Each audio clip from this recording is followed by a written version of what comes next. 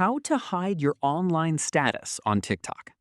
In this video, I'll show you how to hide your online status on TikTok so other people can't see when you're active. This method works on both iPhone and Android.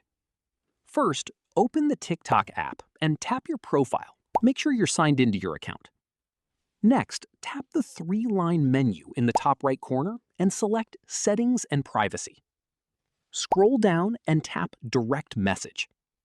Now, click Active Status. You can see three options there. Choose who can see when you're active. Keep in mind that when you hide your activity status, you also won't be able to see when other people are online. That's it. You've successfully hidden your online status on TikTok. If you found this tutorial helpful, also make sure to click like, share, and subscribe for more TikTok privacy tips, TikTok settings tutorials, social media guides, and easy tech how-to videos.